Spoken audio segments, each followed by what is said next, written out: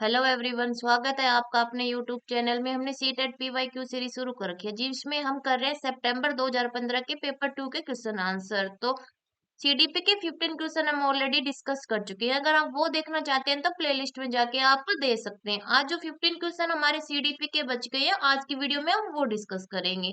Channel पर पहली बार आए तो चैनल को सब्सक्राइब कीजिए, वीडियो को लाइक कीजिए और ज्यादा से ज्यादा शेयर कीजिए और वीडियो में लास्ट तक बने रहिए।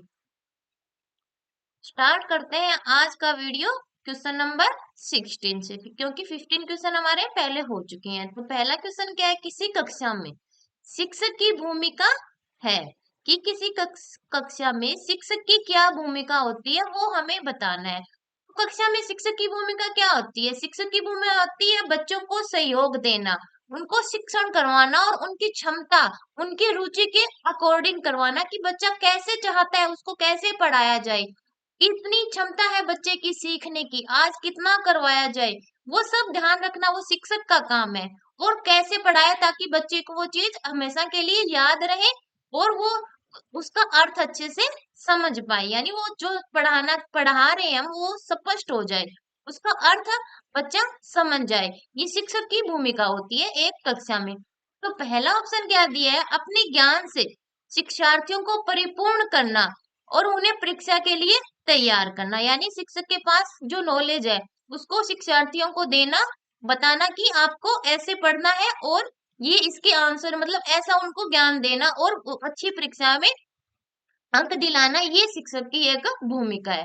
तो ठीक है, परीक्षा कब देनी है, अच्छे अंक लाने हैं, ये है, पर उसको स्पष्ट करना ये शिक्षक की इम्पोर्टेंट रोल है। पढ़ाना है पर उस हिसाब से पढ़ाना है कि वो उसके जीवन से संबंधित हो, उसके फ्यूचर में काम आए जो उसने आपने पढ़ा है उस हिसाब से। तो दूसरा ऑप्शन क्या है, सीधे तरीके से ज्ञान पहुंचाना और शिक्षार्थियों को सही उत्तर के लिए तैयार करना। तीन है, समय सारणी को कठोरता से पालन करना और पाठ्यक्रम से बंधे रहना। चार है, सीखने की विश्वसनीय स्थितियां जुटाना और शिक्षार्थियों को स्वतंत्र चिंतन की सुविधा देना।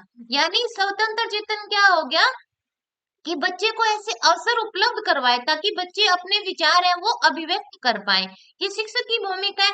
और ऐसी स्थितियां भी लाना ताकि जो शिक्षण टीचर करवा रहा है बच्चों को वो स्पष्ट हो, समझ में आए बच्चों को, तो ये शिक्षक की भूमिका है, तो ये सही हो जाएगी। तो 16 का 4 नंबर ऑप्शन हमारा राइट हो जाएगा। 17 नंबर क्वेश्चन क्या है, निम्नलिखित में से कौन सा कथन बच्चों की त्रुटियों के संबंध में सबसे उपयुक्त है? यानी कक्षा में बच्चे त्रुटियां करते हैं, गलतियां करते हैं, उसके संबंध में हमें बताना है कि कौन सा कथन सही है। तो बच्चे त्रुटियां क्यों करते हैं? जो हमने पढ़ाया या तो बच्चों को वो समझ में नहीं आया, या बच्चा उस चीज को अर्थ अच्छे से नहीं समझ पाया है कि टीचर क्या बताना चाह रहा है और उसने क्या सीखा है, तभी गलतियां हो रही है। या जैसे टीचर पढ़ा रहा है वो उनको वैसे समझ में नहीं आ रहा है, यानी पढ़ाने का तरीका समझ में नहीं आ रहा, इस वजह से बच्चे गलतियां करेंगे। तो इसमें हमें वो ही बताना है कि बच्चों की जो गलतियां हैं वो किससे संबंधित है, उसके लिए कौन सा कथन सही रहेगा। तो पहले बच्चे गलतियां करते हैं क्योंकि उनमें अपने विचार करने की क्षमता नहीं होती, क्योंकि उनमें विचार करने की क्षमता नहीं है इसलिए गलतियां करते हैं। दूसरा है, बच्चों की गलतियां एक खिड़की के समान है होती है यह जानने के लिए कि वे किस प्रकार सोचते हैं। तीसरा है, गलतियों से बचने के लिए बच्चों को शिक्षक का अनुकरण करना चाहिए। चार है, बच्चों की गलतियों को गंभीरता से लिया जाना चाहिए और उन्हें कठोर दंड दिया जाना चाहिए ताकि वे गलतियां न दोहराएं। तो बच्चे गलतियां कर रहे हैं तो हम उनमें देखेंगे कि बच्चे ने गलती क्यों नहीं की है, ये गलती आखिर कैसे कर रहा है बच्चा, किस हमने जो पढ़ाया वो क्यों समझ में नहीं आया। तो ये हम देखें इसी वजह से कि बच्चा गलतियां कर रहा है, यानी उसका जो विचार है और आपके जो विचार है, जो चिंतन है वो अलग है, इसीलिए गलतियां हो रही है। तो क्या हो गया, इसमें सेकंड नंबर ऑप्शन हमारा सही हो जाएगा 17 का, कि बच्चों की गलतियां एक खिड़की के समान है जानने के लिए कि वे किस प्रकार सोच रहे हैं। तो यही इसमें सही हो जाएगा 17 का, ताकि जो गलती है उनको हम सुधार पाएंगे तो बच्चा दोबारा गलती नहीं करेगा।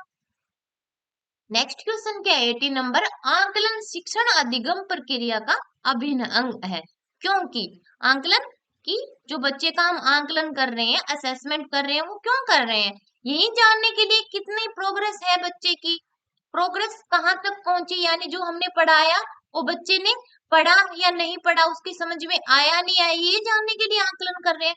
तो ये उसकी प्रोग्रेस में इम्पोर्टेंट रोल प्ले करता है। अगर हमें पता ही नहीं चलेगा कि बच्चे ने सीखा या नहीं सीखा, तो हम उसको आगे कैसे पढ़ाएंगे, नहीं पढ़ा पाएंगे। तो आकलन इंपॉर्टेंट हो गया, यानी असेसमेंट जरूरी हो गया बच्चे का। तो इसीलिए शिक्षण अधिगम क्रिया के अंक बन गया ये एक इम्पोर्टेंट। तो पहला ऑप्शन क्या दिया है, आज के समय में केवल अंक ही शिक्षा में महत्वपूर्ण है। दूसरा, बच्चों को अंक दिए जाने चाहिए ताकि वे समझ सके कि अपने सहपाठियों की तुलना में कहाँ पर है। तीसरा, आकलन से अध्यापक बच्चों के अधिगम को समझता है और उसके अपने शिक्षण की परिपुष्टि भी होती है। चार है, आकलन ही एकमात्र तरीका है जो आश्वस्त करता है कि शिक्षकों ने पढ़ाया और बच्चों ने सीखा। इसमें कौन सा ऑप्शन सही लग रहा है आकलन का, कि क्या उद्देश्य है आकलन का? तो 3 नंबर ऑप्शन देखिए इसमें क्या दिया हुआ है। आकलन से अध्यापक बच्चों के अधिगम को समझता है, यानी बच्चों के लर्निंग को देख रहा है कि बच्चा सीख रहा है या नहीं सीख रहा। अगर नहीं सीख रहा, क्या दिक्कत है, उसी टीचर को पता चल गया और उसको ये भी समझ में आ गया कि मैंने पढ़ाया, वो बच्चों को समझ में आया या नहीं आया। तो अपनी भी उसको मतलब वो फीडबैक मिल गई और बच्चों की भी मिल गई। तो यही इसमें सही हो जाएगा आकलन के हिसाब से। तो 18 का 3 नंबर ऑप्शन हमारा राइट हो जाएगा। 19 नंबर क्वेश्चन क्या दिया, पाठ्यचर्या ऐसी हो जो पाठ्य पुस्तक के ज्ञान को पुनः प्रस्तुत करने के स्थान पर बच्चों को अपनी आवाजें पाने, कार्य करने के लिए, अपनी जिज्ञासा का पोषण करने, प्रश्न पूछने और जांच पड़ताल करने तथा अपने अनुभव को बांटने तथा विद्यालय के ज्ञान के साथ जोड़ने इसमें सक्षम बनाए। यानी पाठ्य पुस्तक क्या करती है, हमें पता है हमारे पास बुक होती है, उसमें जो पढ़ाना है वो लिखा होता है, पीछे अभ्यास प्रश्न दिए होते हैं, ताकि हमने जो पढ़ा उसको हम देख पाए कि हमने जो पढ़ा वो कितना हम हमारे याद रहे, कितना हम समझ पाए। इसीलिए दिया होता है। गृह कार्य क्यों देते हैं, ताकि बच्चा उसको करके देखे खुद से, इसीलिए गृह कार्य दिया जाता है। तो ये सब पाठ्य पुस्तक से संबंधित हो गया। तो नेक्स्ट क्या इसमें, राष्ट्रीय पाठ्यचर्या की रूपरेखा 2005 पृष्ठ 13। इस पृष्ठभूमि में एक शिक्षक की प्राथमिक भूमिका क्या होनी चाहिए, यानी पाठ्य पुस्तक से संबंधित शिक्षक की क्या भूमिका है वो हमें बतानी है। तो ऑप्शन क्या दिए हुए इसमें, पाठ्य पुस्तक के अध्यायों को क्रमवार पूरा करना चाहिए, यानी जो चैप्टर दिए होते हैं पाठ्य पुस्तक को उनको 1 बाय 1 करवाना चाहिए, ये भूमिका होती है शिक्षक की। दूसरा है यह सुनिश्चित करना कि शिक्षिका अच्छे प्रश्न पूछे और शिक्षार्थी अपने उत्तर पुस्तिका में उत्तर लिखे। 3 है बच्चों को उनकी अपनी समझ और अपने ज्ञान को साझा करने के पर्याप्त अवसर देना। 4 है बच्चों के अनुभवों को निरस्त कर पाठ्य पुस्तकों पर ध्यान केंद्रित करना। तो कौन सा ऑप्शन सही लग रहा है पाठ्य पुस्तक से संबंधित आपको? तो इसमें देखिए 3 नंबर जो ऑप्शन है वो क्या दिया हुआ है, बच्चों को उनकी अपनी समझ, यानी उन्होंने जो उनकी समझ है, जितना वो चिंतन कर पा रहे हैं, जो उनके विचार है वो उनसे संबंधित है, और अपने ज्ञान को साझा करने, यानी जो बच्चों का ज्ञान है, जो अनुभव है, उनको टीचर के सामने अभिव्यक्त करने के हम अवसर देंगे। यानी बुक से उन्होंने पढ़ा, फिर उससे संबंधित उनके जो विचार है वो बच्चा अभिव्यक्त करेगा, उनको अवसर देगा टीचर, तभी तो जान पाएगा कि क्या है बच्चे के मन में, आखिर क्या चल रहा है। तो यही सही हो जाएगा। तो क्या आ जाएगा हमारा 19 नंबर क्वेश्चन का 3 नंबर ऑप्शन हमारा राइट हो जाएगा। 20 नंबर क्वेश्चन क्या है, बच्चों को अपने अध्ययन में प्रयास करने हेतु प्रोत्साहित करने के लिए शिक्षकों को ब्लैंक की आवश्यकता होती है।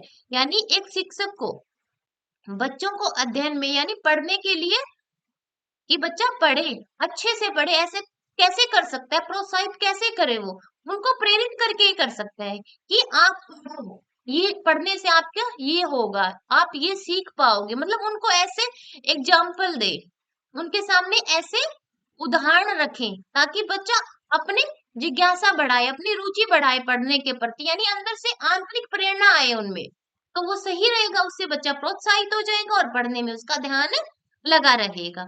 ये टीचर की भूमिका रहती है। तो 20 का कौन सा ऑप्शन आपको सही लग रहा है? पहला है बच्चों को प्रेरित करना, दूसरा है बच्चों को डांटना, तीसरा है बच्चों को नियंत्रण में रखना, 4 नंबर है अन्य बच्चों के साथ तुलना करने में। तो क्या आएगा, फर्स्ट नंबर ऑप्शन सही हो जाएगा कि बच्चों को प्रेरित करना चाहिए अध्ययन में प्रयास करने, प्रोत्साहित करने के लिए। तो बच्चों को प्रेरित करेगा तो अध्ययन में ध्यान तो अपने आप ही लगा लेगा बच्चा, 20 का फर्स्ट नंबर ऑप्शन राइट हो जाएगा। 21 नंबर क्वेश्चन क्या है, भावनाओं, अधिगम और अभिप्रेरणा के संदर्भ में निम्नलिखित में से किस कथन से आप सहमत है, वो हमें बताना है। यानी भावनाओं और अधिगम और अभिप्रेरणा, यानी भावनाएं हमारी इमोशन हो गया, हमारे भाव, यानी जिस दिन हम खुश होते हैं तो आपको पता है जो पढ़ाते हैं वो हमारे अच्छे से समझ में आता है, जो हम सीखना चाहते हैं वो अच्छे से सीख पाते हैं। तो इमोशन और लर्निंग का एक दूसरे से रिलेशन हो गया। अभिप्रेरणा यानी हमारी जिज्ञासा, रुचि, अगर हम अंदर आंतरिक अभिप्रेरणा है हमारे अंदर तो हम अच्छे से कर पाते हैं उस चीज को। तो यानी ये तीनों चीजें एक दूसरे से संबंधित है, एक दूसरे से इनका रिलेशन है, ये एक दूसरे पे निर्भर करती है, भावनाएं भी, अधिगम भी और अभिप्रेरणा भी। वही हमें बताना है कि कौन सा कथन इनसे संबंधित है। तो पहला, सीखने के लिए अभिप्रेरित करने में भावनाओं की कोई भूमिका नहीं होती, तो भावनाओं की भूमिका होती है तो ये कथन तो गलत है। दूसरा है, कुछ नया सीखना इस पर निर्भर करता है कि उनमें हम कितने निपुण है। तीन है, सीखने के लिए भावनाओं को अलग रख देना चाहिए, तो निपुण है इससे कोई मतलब नहीं है, हमें सीखना है, निपुण बनना है हमें। तो ये वाला भी गलत, 3 नंबर भी गलत। सीखने के लिए भावनाओं को, यानी भावनाएं अलग होती है और सीखना अलग होता है, दोनों को अलग अलग कर दो, या एक दूसरे से इनका रिलेशन होता है, एक दूसरे पे डिपेंड होती है, इनको अलग नहीं कर सकते। तो फर्स्ट, सेकंड और थर्ड तो तीनों गलत है, बस 4 नंबर बचे हमारा। प्रेरणा और सीखने के साथ भावनाएं घनिष्ठ रूप से जुड़ी हुई है, तो ये सही बात है, भावनाएं, प्रेरणा और सीखना सब एक दूसरे से संबंधित है। तो क्या आ जाएगा, 21 का 4 नंबर ऑप्शन हमारा राइट हो जाएगा। 22 नंबर क्वेश्चन क्या है, बहुविकल्पी पर्सन बच्चों की ब्लैंक की योग्यता का आकलन करते हैं। यानी जो हम बहुविकल्पी पर्सन देते हैं, जैसे क्वेश्चन दे दिया और जैसे ये क्वेश्चन आपके 4 ऑप्शन दे दिए, तो बहुविकल्पी पर्सन यानी एक से ज्यादा विकल्प है हमारे पास इसमें। तो ये पर्सन जो हम दे रहे हैं इससे क्या पता चल रहा है हमें, एक तो बच्चा सही उत्तर देखेगा कि इसका सही उत्तर कौन सा होना चाहिए, एक वो याद कर रहा है यानी समरण कर रहा है, तो प्रत्यय समरण से संबंधित, यानी बहुविकल्पी पर्सन है वो हमारा प्रत्यय समरण से संबंधित है, और सही उत्तर भी पता चल रहा है उससे। तो ये दोनों ऑप्शन इसमें सही होंगे, फर्स्ट और सेकंड नंबर की, सही उत्तर की पहचान करना और सही उत्तर का प्रत्यय समरण करना। तो फर्स्ट और सेकंड दोनों आएंगे इसमें 22 नंबर ऑप्शन में। 23 नंबर क्वेश्चन क्या है, समाजीकरण की प्रक्रिया में शामिल नहीं है। समाजीकरण, जब बच्चा समाज के संपर्क में आता है तो उसका समाजीकरण होता है। समाजीकरण की प्रथम इकाई परिवार है, परिवार के बाद में बच्चा विद्यालय जाता है, वो दूसरी इकाई है बच्चे की। विद्यालय हो गया, अपने आस पड़ोस में जाता है, अपने मम्मी पापा के साथ कहीं बाहर जाता है, ठीक है, तो वो समाजीकरण की दूसरी इकाई है। मीडिया हो गया, ये सब समाजीकरण की सेकंड इकाई है। प्रथम है परिवार, बच्चा पहले परिवार के संपर्क में आता है, ये सीधा ही बाहर चला जाता है, नहीं, पहले परिवार में आता है, ठीक है। तो परिवार प्रथम इकाई, बाकी स्कूल जो आस पड़ोस है वो सेकंड इकाई है समाजीकरण की। तो समाजीकरण ये है कि समाज के नियमों को जानना, उनके क्या मूल्य हैं, क्या हमारी संस्कृति है, वो सब जानना और उसके अकॉर्डिंग व्यवहार करना, वो समाजीकरण हो गया। इसमें पूछा है समाजीकरण की प्रक्रिया में क्या शामिल नहीं है, नहीं बताना है हमें। तो पहला ऑप्शन है, एक संस्कृति की रीतियों मानदंडों को सीखना। दूसरा है, कौशल को अर्जन करना। 3 है, मूल्यों और विश्वासों का अर्जन। 4 है, आनुवंशिक संचरण। तो पता है आपको, संस्कृति और रीतियों को तो सीख रहे हैं, उनके जो मानदंड है उनको अपना रहे हैं, तो ये तो समाजीकरण है। कौशल भी अर्जित कर रहे हैं, यानी कुछ नया सीख रहे हैं हम, तो ये भी हो गया। मूल्य और विश्वास, यानी जो समाज के जो नियम है, जो रीति रिवाज है, उनको सीख रहे हैं, उनमें विश्वास कर रहे हैं, तो ये भी हो गया। ये तीनों समाजीकरण के प्रक्रिया में शामिल है। पर अनुवांशिक संचरण ये एक अलग ही हो गया, कि अनुवांशिक जो हमें पूर्वजों से मिला है वो पीढ़ी दर पीढ़ी चलता है, वो है हमारा अनुवांशिक संचरण। तो इस समाजीकरण से तो कोई संबंध नहीं है इसका, तो ये इसमें राइट हो जाएगा। 23 का 4 नंबर ऑप्शन हमारा राइट हो जाएगा।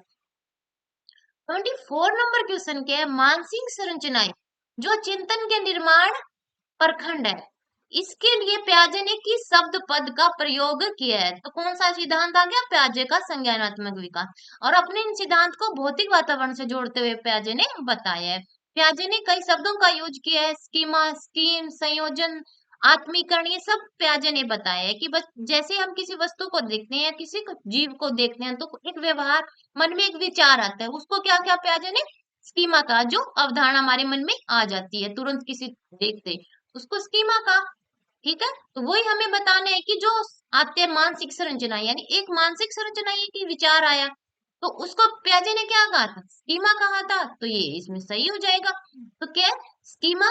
दूसरा है विकास के क्षेत्र, तीसरा है जीन, और चार है परिपक्वन प्रखंड। तो ये तीनों तो नहीं आएंगे, दो तीन और चार, तो फर्स्ट सही हो जाएगा, इसमें स्कीमा कहा है प्याजे ने उनको। 25 नंबर क्वेश्चन क्या है, वायगोस्की के अनुसार बच्चे स्वयं से क्यों बोलते हैं। यानी वायगोस्की ने जो सिद्धांत दिया, सामाजिक सांस्कृतिक विकास का सिद्धांत, उसमें कहा है कि बच्चे अपने आप से वार्तालाप करता रहता है। और वो वार्तालाप क्यों करते हैं, अपने आप का जो वो कार्य कर रहा है उसको दिशा देने के लिए, अपने आप को निर्देशित करने के लिए कर रहा है। तो वायगोस्की ने यही कहा कि बच्चा जैसे समाज के संपर्क में आता है, उसका विकास होता जाता है, वो लर्निंग करता रहता है। और उन्होंने क्या कहा, जेड पीढ़ी के बारे में बताया कि बच्चा एक सीमा तक अपना विकास कर लेता है, सीख लेता है, वो बाद में उसको किसी ज्यादा जानकारी की जरूरत पड़ती है, वो उसका टीचर और उसके परिवार में कोई भी हो सकता है। जेड पीढ़ी कहा इसको। और जो सहयोग हम बच्चे को दे रहे हैं उसको स्केप फोल्डिंग का पाड़ या ढांचा कहते हैं। तो ये सब वायगोस्की ने अपने सिद्धांत में बताया है। इसमें हमें बताना है जो अपने आप से बच्चा वार्तालाप करता है उसको क्या कहते हैं, क्या है वो, क्यों करता है वो। तो पहला क्या दिया इसमें, बच्चे अहम केंद्रित होते हैं। दूसरा है बच्चे अपने कार्य को दिशा देने के लिए बोलते हैं। तीन है बच्चे अपने प्रति वयस्कों का ध्यान आकर्षित करने के लिए बोलते हैं। चार है बच्चे स्वभाव से बहुत बातूनी होते हैं। तो कौन सा, दो नंबर ऑप्शन इसमें राइट हो जाएगा कि अपने कार्य को दिशा या अपने आप को निर्देशित करने के लिए बच्चे वार्तालाप करते हैं, जिसे निजी वार्ता कहा है वायगोस्की ने। तो क्या आ जाएगा 25 का, टू नंबर ऑप्शन हमारा राइट हो जाएगा। 26 नंबर की क्या है, अधिगम असक्ता वाले। अधिगम असक्ता, सीखने में कोई कठिनाई हो रही है उसे अधिगम असक्ता, लर्निंग डिसेबिलिटी कहते हैं। असक्ता क्या होगी, डिसेबिलिटी, यानी हमें कोई दिक्कत हो रही है, कोई कठिनाई बच्चा महसूस कर रहा है, या तो पढ़ने में हो सकती है, पढ़ने वाले को डिसलेक्सिया बोलते हैं, लिखने वाले को डिसग्राफिया बोलते हैं, और कैलकुलेशन गणना करने में दिक्कत होती है उसको डिसकैलकुलिया बोलते हैं। तो ये सब अधिगम असक्ता है, ये किसी भी बच्चे में हो सकती है, जरूरी नहीं है जिनकी बुद्धि कम है उन्हीं में होगी, ये अधिक बुद्धि वाले बच्चे में भी हो सकती है। ठीक है, तो ये अधिगम असक्ता है, तो उनके बारे में बताना है कौन सा कथन सही है। तो पहला है बच्चों को मानसिक विकास मंद होता है, कि इनका मानसिक विकास मंद है इसलिए अधिगम असक्ता है। दूसरा है बच्चे निम्न बुद्धि लवली वाले होते हैं। तीन है बच्चों को एक समान दिखाई देने वाले अक्षरों और वर्णों में भ्रम होते हैं। चार है बच्चे दृश्य शब्दों साइट वर्ड्स को आसानी से पहचानते और समझते हैं। कहाँ कौन सा ऐसा ऑप्शन है जिसमें ऐसा लगा है कि बच्चे को दिक्कत हो रही है, तो तीसरा ऑप्शन ही ऐसा है, बच्चे को एक समान दिखाई देने वाले अक्षरों और वर्णों में भ्रम, यानी उसको नहीं पहचान पा रहा है कि ये जैसे बी है या डी है, तो दोनों बच्चे को सेम लगेंगी, ये बी भी हो सकती है डी भी हो, ये नहीं पहचान पा रहा है, तो वही उसकी अधिगम असक्ता होगी। तो क्या होगा 26 का 3 नंबर ऑप्शन हमारा राइट हो जाएगा। 27 नंबर क्वेश्चन क्या है, 27 नंबर क्वेश्चन है सृजनात्मकता क्या है, क्रिएटिविटी क्या है। तो क्रिएटिविटी अब सारी चिंतन से संबंधित है, यानी कोई बच्चा किसी प्रॉब्लम का सॉल्यूशन सबसे अलग निकालने की कोशिश करता है, जो अवधारणा स्पष्ट की उसका कोई और तरीका निकाल के लाता है सबसे अलग, वही उसकी सृजनात्मकता, यानी सबसे अलग सोचा उसने, बाकी बच्चों से कुछ अलग किया, तो वो उसकी सृजनात्मकता है। तो पहला ऑप्शन क्या दिया हुआ है, समस्याओं के मौलिक और अपसारी समाधानों को पहचानने अथवा तैयार करने की योग्यता। दूसरा है सृजनात्मकता 200 से ऊपर की बुद्धि लब्धि से सर्वाधिक बेहतर ढंग से परिभाषित होती है। तीसरा है बुद्धि का एक प्रकार जो उन कौशलों से संबंधित है जो संचित किए गए ज्ञान और अनुभव पर निर्भर होते हैं। चार है बुद्धि का एक प्रकार जो संसाधन की गति को शामिल करते हुए सूचना प्रक्रमण कौशलों पर अत्यधिक निर्भर होता है। तो कौन सा आपको सही लग रहा है, फर्स्ट नंबर ऑप्शन सृजनात्मकता से संबंधित है, कि ये समस्याओं के मौलिक, यानी जो हल होता है समस्या का, ठीक है वो सब कर लेंगे, पर अगर उससे कुछ अलग करोगे तो आपकी क्रिएटिविटी दिखेगी कि हाँ मैंने ये देखो ये अलग किया। ठीक है, तो समस्याओं के मौलिक और अपसारी, यानी अपसारी चिंतन से संबंधित होगा, अभिसारी जो तथ्य से संबंधित होगा, अपसारी कुछ अलग करना, तो वही हमारी सृजनात्मकता है। तो 27 का फर्स्ट नंबर ऑप्शन हमारा राइट हो जाएगा। 28 नंबर क्वेश्चन क्या है, भारत में बहुत से बच्चे विशेषकर लड़कियां विद्यालय में आने से पहले और विद्यालय से वापस जाने के बाद घर का काम करते हैं। आपके विचार से इस संदर्भ में एक शिक्षिका को गृह कार्य के बारे में क्या करना चाहिए। यानी जो बच्चे हैं वो पहले स्कूल आने से पहले घर का काम करते हैं, और विशेषकर क्या कहा है, लड़कियों के बारे में कहा है कि लड़कियां पहले घर का काम करके आती है, फिर स्कूल आती है, फिर स्कूल से जाने के बाद में भी करती है। ऐसे में एक शिक्षिका को क्या करना चाहिए ताकि सब में बैलेंस हो जाए, कि बच्चा अपनी पढ़ाई को भी अच्छे से कर पाए और जो घर पे उसकी जिम्मेदारी है उसको भी निभा पाए। तो इसके लिए एक शिक्षिका को क्या करना चाहिए, यानी जो वो सिखा रही है उसको उसके जीवन से जोड़ दो, ताकि वो साथ में अपना जो जिम्मेदारी है उसको भी निभा पाए और अपना सीख भी पाए जो टीचर उसको सिखाना चाह रहा है। तो ऐसा करेगा तो दोनों में संतुलन बना रहेगा, तो ये सही हो जाएगा। तो पहला क्या है, बच्चों के माता पिता से उनके गृह कार्यों को पूरा करने के लिए ट्यूशन लगवाने के लिए कहना, ठीक है। दूसरा है, उसे उन बच्चों को कठोर दंड देना चाहिए जो अपना गृह कार्य पूरा नहीं करते हैं। 3 नंबर क्या है इसमें, 3 नंबर है, शिक्षिका को ऐसे गृह कार्य देने चाहिए जो विद्यालय में कराए गए अधिगम को बच्चों के घरेलू जीवन से जोड़ता है। 4 है, शिक्षिका को सुनिश्चित करना चाहिए कि बच्चे अपना गृह कार्य पूरा करने के लिए सुबह जल्दी उठे और देर रात तक रुके। तो ये बाकी नहीं है, जो 3 नंबर ऑप्शन है वो देखिए को क्या है इसमें, शिक्षिका को ऐसा गृह कार्य देना चाहिए जो विद्यालय में कराए गए अधिगम को, यानी जो पढ़ाया है उससे और उसके जीवन, यानी जो घर पे जाके वो कर रहा है कुछ उससे संबंधित हो, तो वो सही हो जाएगा, गृह कार्य भी पूरा हो जाएगा और बच्चे का काम भी पूरा हो जाएगा। 28 का 3 नंबर ऑप्शन हमारा राइट हो जाएगा। 29 नंबर क्वेश्चन क्या है, एक प्रभावी कक्षा में क्या करना चाहिए। प्रभावी कक्षा क्या होगी, जब बच्चा खुद से करेगा, सक्रिय रूप से भाग लेगा, टीचर उसका सहयोग करेगा, वो है हमारी प्रभावी कक्षा। तो पहला ऑप्शन क्या है, बच्चे शिक्षक से डरते हैं क्योंकि वह मौखिक और शारीरिक दंड का प्रयोग करता है। दूसरा है, बच्चे शिक्षक का सम्मान नहीं करते और जैसा उन्हें अच्छा लगता है वैसे ही वो करते रहते हैं। 3 है, बच्चे अपने अधिगम को सुगम बनाने के लिए मार्गदर्शन और सहयोग हेतु शिक्षक से सहायता लेते हैं। 4 है, बच्चे हमेशा उत्सुक और तैयार रहते हैं क्योंकि शिक्षक उनकी प्रत्याशरण योग्यता का आकलन करने के लिए नियमित रूप से परीक्षा लेता रहता है। तो कौन सा है आपको जैसे जिसमें लग रहा है कि ये प्रभावी कक्षा है, एक अच्छी कक्षा है, बच्चा इसमें खुद से कर रहा है, सक्रिय रूप से भाग ले रहा है, क्रियाशील है, तो कौन सा है, 3 नंबर ऑप्शन इसमें ऐसा है 29 का हमारा, कि बच्चे अपने अधिगम को सुगम बनाते हैं, यानी आसान बना लेते हैं, और उनको कहीं दिक्कत है तो वो टीचर से सहयोग लेते हैं, उनसे पूछते हैं, उनका मार्गदर्शन लेते हैं। तो ये सही बात है, तो क्या हो जाएगा 29 का 3 नंबर ऑप्शन हमारा राइट हो जाएगा। 30 नंबर क्वेश्चन क्या, ज्ञान के एक बड़े असंबंध भाग को प्रस्तुत करता है, यानी ज्ञान का असंबंध किससे संबंध नहीं है उसको हमें बताना है। तो पहला है, शिक्षार्थियों के लिए अवधारणात्मक समझ को प्राप्त करने को कठिन बनाएगा। दूसरा है, शिक्षार्थियों के लिए पढ़ता समझ को आसान बनाएगा। 3 है, अपने तरीके से जानकारी को व्यवस्थित करने में शिक्षार्थियों की सहायता करेगा। 4 है, शिक्षिका के कार्य को कठिन और शिक्षार्थियों के कार्य को आसान बनाएगा।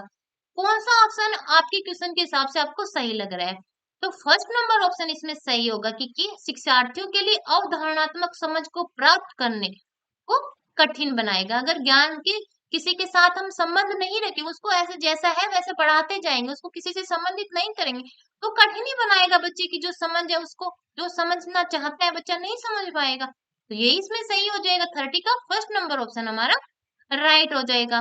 तो इस प्रकार हमने कर लिए सीडीपी के 30 क्वेश्चन, 15 किए थे हमने कल और 15 किए हमने आज। वीडियो पसंद आए तो वीडियो को लाइक कीजिए, चैनल को सब्सक्राइब कीजिए और ज्यादा से ज्यादा शेयर कीजिए। मिलते हैं नेक्स्ट वीडियो में। धन्यवाद।